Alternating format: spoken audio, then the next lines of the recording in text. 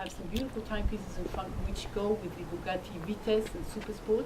It's a limitation of 5 in the Vitesse, and in Supersport it's 30. And if you have any questions, really, just ask me.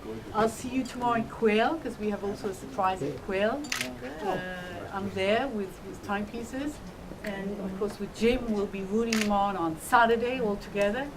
So thank you so much, and I see you next year with a very important launch for Parmigiani, and I have to say Bugatti. Bugatti's got something very special coming out next year.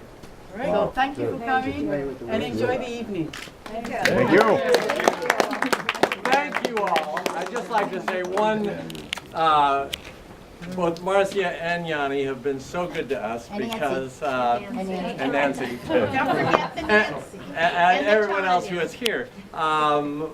When I first met Marcia, and she had just started with Parmigiani, and they sponsored an event that Tanya and I put on in Monaco about, how many years ago was that? 3. 4 years? 3 or 4 years.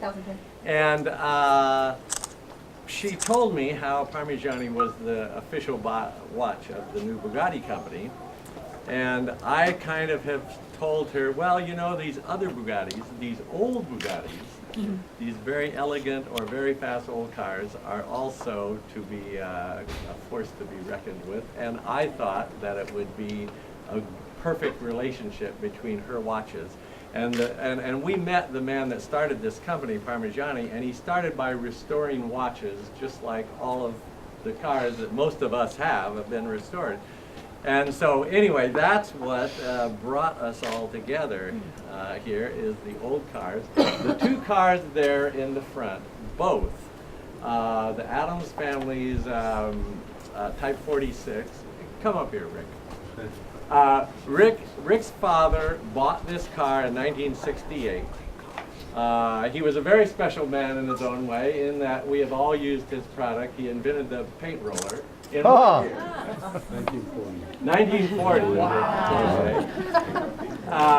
And he liked Bugattis. He liked a lot of other cars too, so he had a great collection of cars, but especially Bugattis.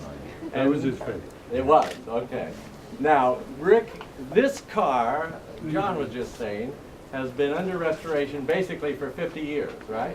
Well, I mean, there have been hiatuses, but we restored the chassis very quickly. We restored the chassis in the 70s, and I worked very closely with my father and Bunny Phillips and the people that were there, which included Jim Strandberg, names that are familiar to the Bugattis here.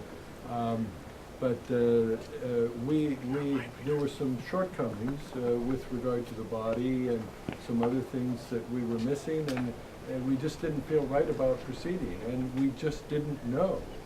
And it wasn't until Mike Cleary from the American Bugatti Club restored his Gaston Brumaire 2-liter Type 38 Speedster. The body on that car is very unique. That we discovered a connection and made the connection with the son of the original coach builder in Paris. And my good friend Tom and I went to see Philippe Brumaire and Retromobile at the same time, and spent a weekend with Philippe and learned all about our car because it was entered by his dad in the Paris Concours d'Elegance. 1930, right? In 1930, June 4, 5, 6, at the Princess Park the Princess, and he, as the press later said, merely won all the awards of which he was eligible. It won Best of Show, it won Best in Class for the fixed head coupe, and he